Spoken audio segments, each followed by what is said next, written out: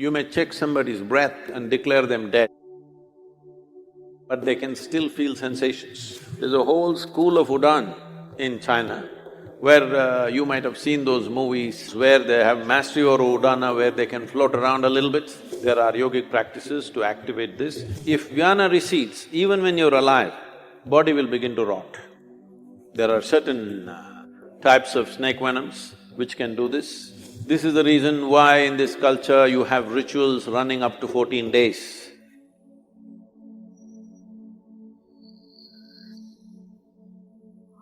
Sadhguru, you said about life.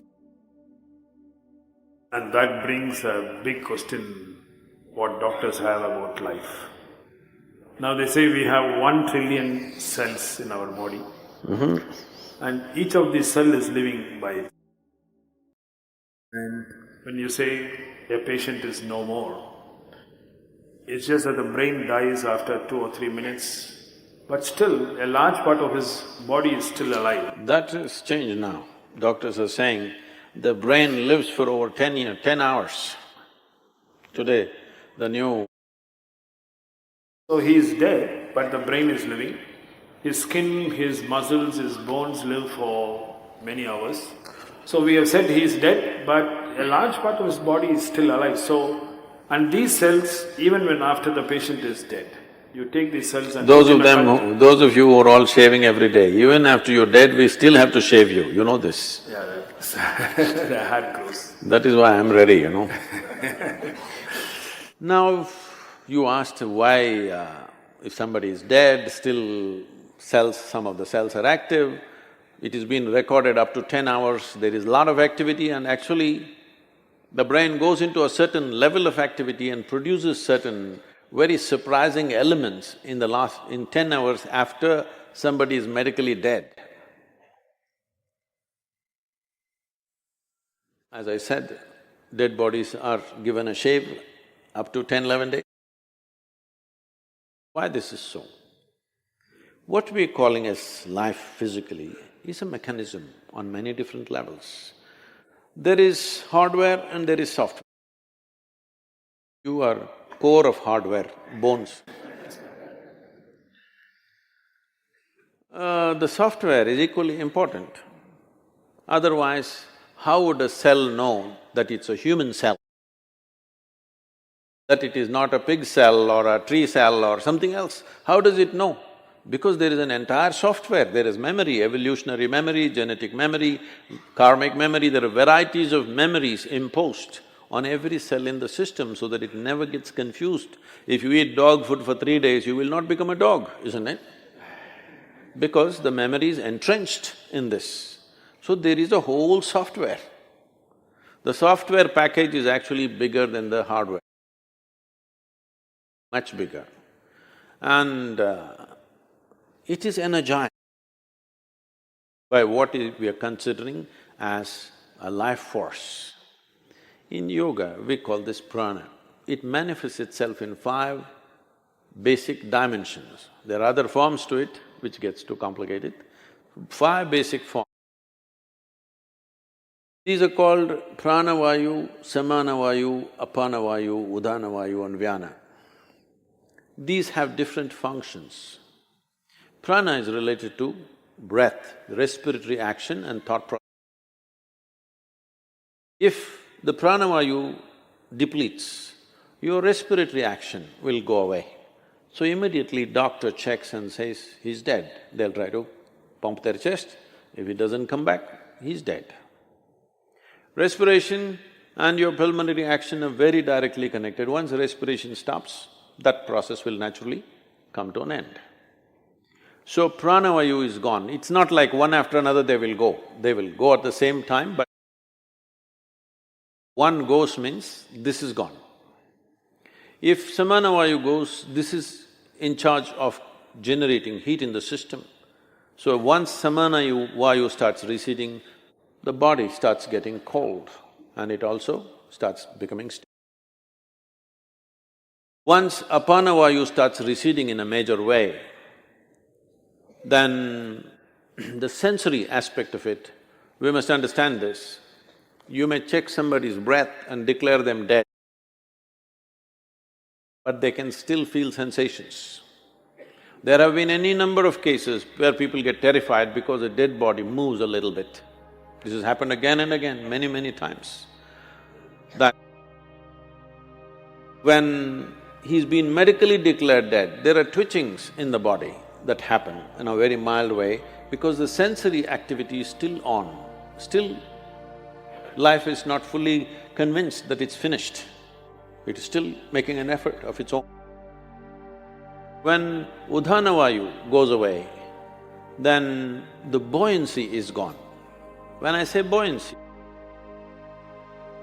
you may weigh 70 or 80 or whatever number of… I'm sorry, maybe you weigh 50 or 55 kilograms, whatever is your weight, you don't… let's say you're very happy and alive right now, you don't feel 50 kilograms on you, isn't it? Hello? It is there. If you stand on the scale, it is there. But when you walk, it is not there, simply because this udhana creates a buoyancy. It makes you less available to gravity. There are yogic practices to activate this. There's a whole school of Udan in China, where you might have seen those movies, Hollywood movies, what is that? Crouching Tiger, something, what? Yes. So these are Udan schools where they have mastery over Udana, where they can float around a little bit. Well, little exaggerated in the movies, but becomes lighter, more buoyant body. For a martial arts fighter, to be buoyant is important. There have been many cases where certain ballet dancers and martial arts experts have shown what is physically not possible they have done by leaping up to heights which all physicists believe is simply impossible. But they've gone beyond that level simply by creating more buoyancy. So Udhana is in charge of buoyancy. Once Udhana starts receding, suddenly body becomes heavy. Always it was the same weight. Weight does not increase, but you can feel the weight much more simply because Udhana is gone. This doctors may know, maybe doctors don't do it, the people who work in the hospitals may know, carrying a live person and a dead person, there's a big difference. Simply because Udhana is gone, there's no buoyancy. The fourth dimension is called Vyana. This is preservative in nature. If Vyana recedes, even when you're alive, body will begin to rot. There are certain types of snake venoms which can do this. If they bite you, you will not die, but literally parts of the body will start falling apart simply because Vyana will recede and it will start falling apart. So, once Vyana recedes, the rotting process will begin. There are systems in yoga where we want all the seven to go reasonably together, within 1.5 hours we want it to go. In normal death, depending upon the age of a person, how vibrant a particular body is, it may take a long time. When I say long time, up to 14 hours it may take. Vyana may take up to 14 days to leave. This is the reason why in this culture you have rituals running up to 14 days, because they feel the Vyana may be still there, because when you bury a person, the Vyana may be still hovering there, so up to 14 days. That is the reason why within 1.5 hours, in this culture that was the rule, if somebody dies within an hour and a half, you must cremate them. But then mistakes happened. When they were still alive, somebody put them on the funeral pyre, so they stretched it to 4 hours. Within 4 hours, you must cremate. But today, there are issues, all kinds of issues about it. So, people are waiting for 1 day, 2 days, daughter is in America, she has to come, she'll come after 3 days, and they will wait. But the idea is, for the one who is dead, we must understand this. You don't diagnose people as dead, you declare them dead, right? There's a difference. So when you declare them dead, for you they are dead. As far as that person is concerned, in a way, all that's happened is, he's disembodied, lost his body. All his life he lived thinking he's a body.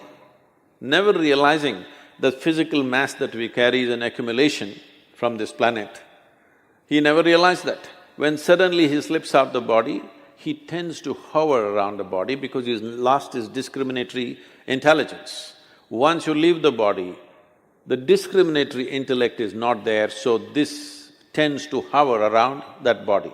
So in this culture we said, the moment we are sure that somebody is dead for sure, you must immediately cremate them. Because it's good for that dead, so they know the game is up. And it's also good for the living. You will see, if somebody very dear to you is dead and their body is here, you keep on hallucinating, maybe they're just sleeping, maybe they will sit up, maybe some miracle will happen, maybe something else will happen, this will go on unnecessarily. You will see people are crying and big emotional drama is happening, but the moment you cremate them, you will see everybody becomes silent. Have you noticed this? Always. Because now everybody knows the game is up. It's for the living and for the dead. So about life leaving the system, it is so entrenched. It is not something, poop, it'll go away like this. In stages, it goes away. Because it's in stages, it came in. It's in stages, it'll go.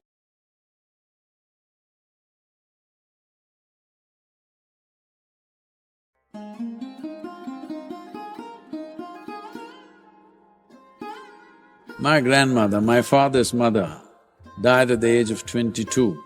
She got tuberculosis. There was a belief that if you live on a hilltop, you may get healthy. It's in about 8 months' time, she passed away. Penicillin would have saved more than 200 million lives in about 50 years' time. Tyranny means you have no concern for any other life than yours. What soil has given you is not just food. It is soil which is your body. It is soil which is this cloth. It is soil which is everything here, isn't it? Anything and everything. Well, this dirty soil has been your medicine also. The first antibiotic, which we call as penicillin, comes from soil fungus. It's estimated the advent of penicillin could have saved more than 200 million lives in about 50 years' time. It comes from soil. Streptomycin, without which millions would have died of tuberculosis. My grandmother, my father's mother, died at the age of 22. And my father was just about 4 years or just over 4 years of age. She got tuberculosis, a wealthy family, but there's no treatment. So they made a small house for her on top of a small hill, because there was a belief that if you live on a hilltop, if you breathe pure air, you may get healthy. So they put her there and she got worse and worse. In about 8 months' time, she passed away. This was the normal process in the previous generations. This penicillin and streptomycin together might have saved something like 400 to 500 million lives in one generation. All this is from soil. And there are any number of other things. Why go like this separately? Just everything that you know as life, everything that you know as material that you're using is soil. Yes or no? A time has come where if we don't attend to it, it may freak on us. There is no may anywhere anymore. It will freak on us. If we don't make a serious effort to turn it around, it will freak on us. The word yoga means this, spirituality means this, that your experience of life is not limited to the boundaries of your body.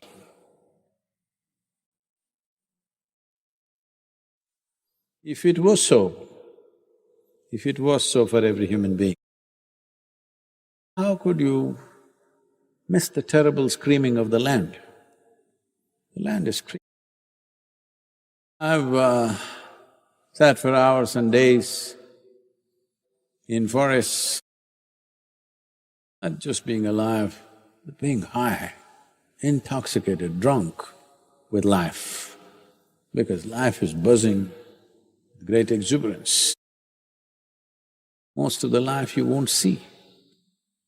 But the same, if you walk on various other parts of the world, the land is screaming with pain. It's not something that you make up in your head. Life is screaming. A butcher who chops off large animals, he doesn't hear the scream of the animal. Hello? There are many people who kill other human beings, they don't hear the screams and pains of those people. Those who rape and murder, you think they heard the screams? Didn't go. Maybe the ear heard, but it doesn't go anywhere. So a butcher who slaughters animals, he doesn't hear the scream of the animals. One who chops off trees and whatever else, other live things, he doesn't hear that. Similarly, one who is busy destroying life invisible, he doesn't hear that. That doesn't mean it's not there. So, we are at a crucial time. If you do things right in the next 10 to 15 years, you will have the satisfaction of seeing something significant happening. It's not fireworks will happen, it'll happen quietly. It'll happen very quietly. You need to understand this. Even when major events were happening, let's say India's freedom struggle is happening, worst kind of exploitation has happened to the country and to the people. People are being treated like dogs. Everywhere in India, boards, Indians and dogs not allowed, most places. Restaurants, clubs, all important places.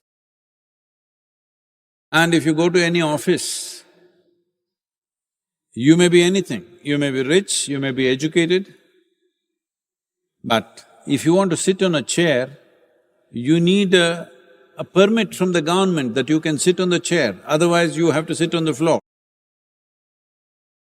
You had to have a permit, a printed permit, otherwise you can't sit on a chair. Even though they treated you that bad, only about 20% of the people approximately fought for freedom. Other 80%, anyway somebody is fighting.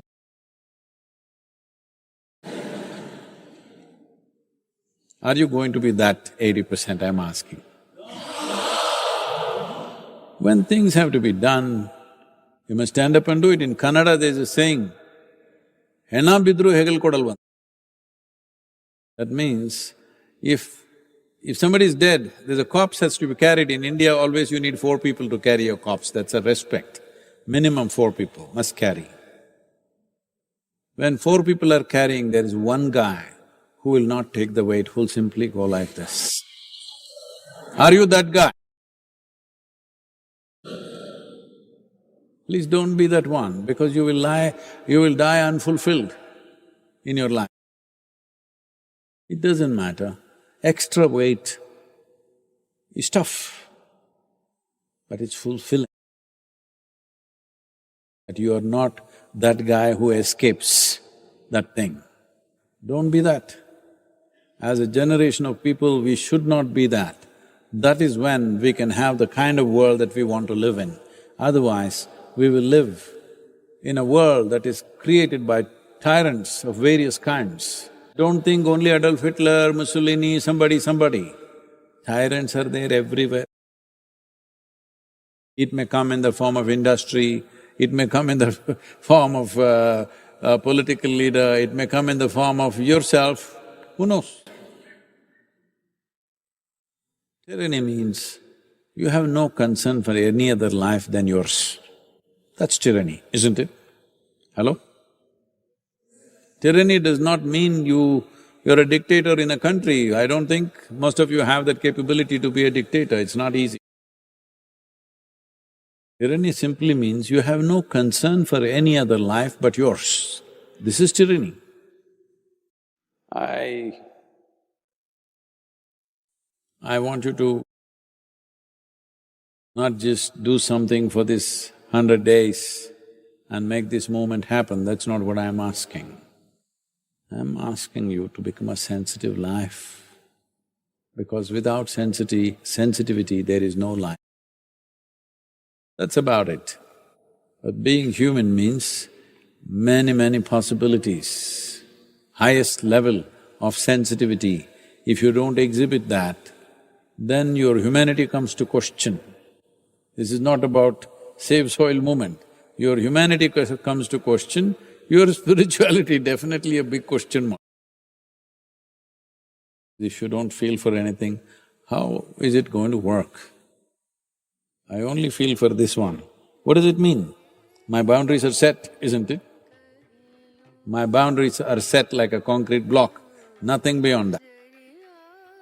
Don't become like that. This is a great opportunity for you to make yourself little more conscious than where you are right now.